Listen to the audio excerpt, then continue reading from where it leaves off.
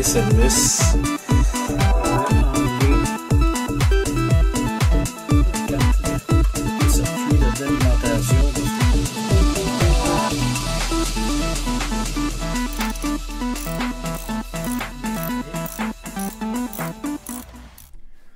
Bonjour et bienvenue à l'atelier. Dernièrement, j'ai reçu une boîte d'équipements électroniques, donc fonctionnel, non fonctionnel, plus ou moins fonctionnel, bref, pour la récupération. Et je vous ai présenté d'ailleurs une vidéo, donc la dernière là, que j'ai fait, qui était celle de la réparation d'un radio qui ne fonctionnait plus. Dans mon lot de récupération, il y avait également un terminal de la compagnie Bell, évidemment terminal acheté par le client. Et dans ce terminal-là, conçu là, pour la réception là, de canaux de télévision, il y avait un disque dur. Alors aujourd'hui, je vais vous montrer comment procéder pour être en mesure de réutiliser ce disque dur-là sur un PC par exemple, parce qu'il arrive souvent, selon les fournisseurs, que le disque soit formaté avec un formatage spécial de sorte que on ne puisse pas là, y accéder, par exemple avec Windows, Linux ou autre chose. Alors, on va aller de l'autre côté de l'atelier et je vais vous montrer comment procéder pour avoir accès au disque dur. Alors, on entre dans la partie technique de la vidéo. Le disque dur sur lequel je vais travailler, c'est un disque de type SATA. Donc, on a les connecteurs ici en arrière. C'est un disque de marque Seagate d'une capacité de 500 GB.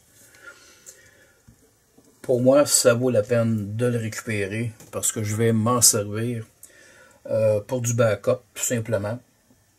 Donc, j'ai déjà un serveur backup, donc un ordinateur monté expressément pour faire mes backups, mais j'ai un backup aussi du serveur backup.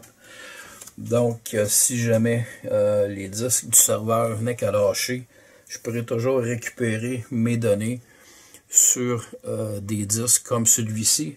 Donc, j'en ai une boîte avec plusieurs disques installés les uns à côté des autres qui contiennent évidemment l'ensemble de mes programmes de données, etc. Je vais utiliser pour faire le pont entre le disque et mon ordinateur portable un module comme celui-ci. Ok, je vous montre le modèle derrière. Donc, il y a deux ports IDE là-dessus et un port SATA. Donc, je vais me brancher dans le port SATA et brancher le câble USB dans la machine. Là, ça fonctionne bien, là, ces petits modules-là. Là.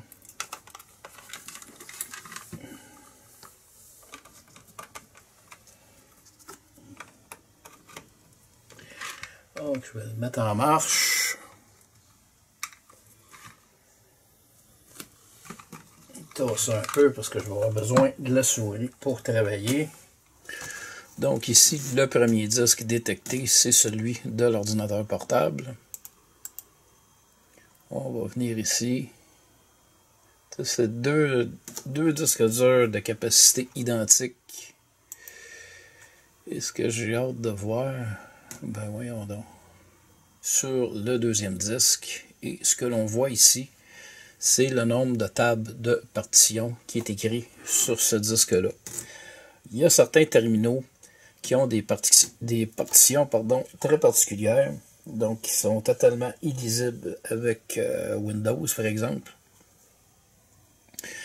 Alors, dans ce cas-ci, ce que je vais faire, c'est que je vais commencer par supprimer les tables de partition existantes. On supprime ça. Et je vais recréer. C'est le menu ici. Nouvelle, oui. Une nouvelle table de partition. mais je vais changer le type de table et je vais mettre ça en NTFS, qui est le même type de partition qui est utilisé par Windows. Donc, la table de partition est maintenant créée. Et je vais tout simplement aller reformater ma table de partition en NTFS. On va appliquer.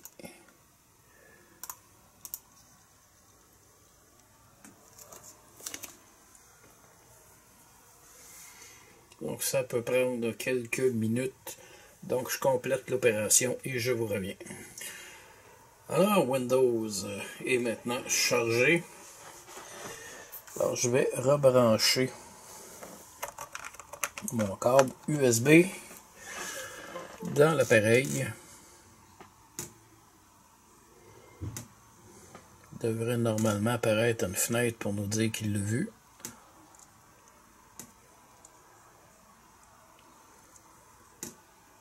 Non, la fenêtre ne sort pas. On va aller voir. Ah, il a l'air d'être occupé en ce moment. C'est pour ça que ça n'a pas sorti. Ah, ok, ça vient de sortir ici. Donc, notre disque local, qui est maintenant propriété.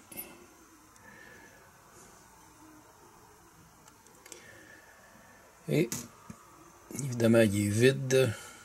On a une capacité de 465 Go, dis-je, de disponible pour maintenant faire du backup.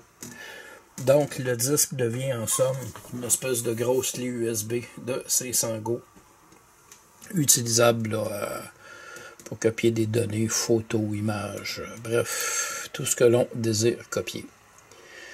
Fait que c'était la petite vidéo de la semaine. C'est toujours important, du moins pour moi, lorsque j'ai de la récupération comme ça, lorsqu'il y a des disques qui ont une certaine importance, je vais les récupérer pour du backup. Donc ça sauve des sous à ce moment-là. Sur ce, j'espère que vous avez aimé la vidéo. Je vous dis merci et à la prochaine.